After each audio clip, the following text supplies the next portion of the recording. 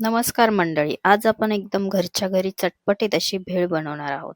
त्यासाठी घेतली आहे मी कोथिंबीर हिरवीगार अशी बारीक कापून घेतली आहे. छोटा टोमॅटो घेतला आहे बारीक कापून आणि एक छोटा कांदा बारीक कापून घेतलेला आहे आणि कांद्याची हिरवी पात ती बारीक कापून घेतली. ह्या मी मिरच्या, लसूण आणि मीठ घेतलेलं आहे. हे मी एकत्र मिक्सरमध्ये दळून घेणार आहे की त्याची आपण चटणी करणार आहोत. ही अशा प्रकारे आपण चटणी करायची आहे आणि जशी लागेल आपण तशी भेळीवर घेणार आहोत. तर चला, आता मी बाउलमध्ये हे मुरमुरे घेतले आहेत. आता त्याच्यामध्ये आपण भरपूर असं फरसाण घालायचं आहे.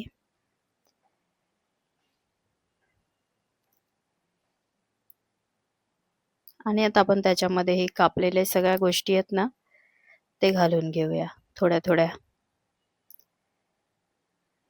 कांद्याची पात असे तर नक्की घाला, छान लागते भेळीमध्ये पण.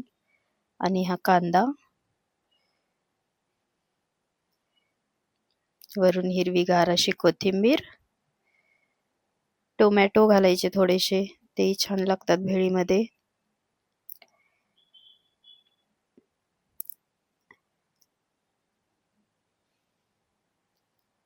आणि आता हे दळलेला मसाला घालायचा आहे, म्हणजे मिरची वाटण केलेलं आहे ना ते पाणी, ते घालायचे. आवश्यक आहे तेवढंच घालायचंय, जास्त घालायचं नाहीये, नाहीतर तिखट होणार.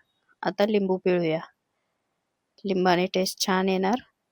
तुमच्याकडे जर चिंचेचा कोळ वगैरे असेल ना, ते तुम्ही वापरू शकता, त्यानेही खूप टेस्टी बनते. आता याला मिक्स करून घेऊया आपण सगळीकडे. ते हिरवा मसाला लागेल सगळ्या भेळीला एकसारखा, असं आता पटकन मिक्स करून घ्यायचं. आता इथे आपला कलर दिसत नाहीये अजिबात, कारण आपण ते पाणी वापरलेलं आहे मिरचीचं. थोडासा कलर येण्यासाठी आहे ना, आपण इथे लाल मिरची पावडर घालूया, म्हणजे थोडासा कलरही छान येईल भेळीला. आता पटपट मिक्स करून घ्यायचं आहे सगळीकडे, एकसारखं होईल असं.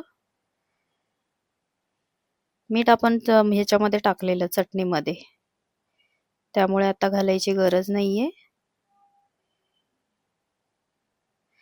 छान असं मिक्स करून घ्यायचं. घरच्या घरी मुलांना अगदी आवडणारी भेळ असते. घरी बनवली की मुलं अगदी आवडीने खातात. आता आपण बाउलमध्ये काढून घेऊया. आणि ती आता ओली झाली, त्यामुळे पटपट खाऊन घ्यायची, नाही तर ती नरम पडणार. तर त्याच्यावर आपण सगळ्या गोष्टी आता वरून थोड्या थोड्या घालून घेऊया. कांदा, कोथिंबीर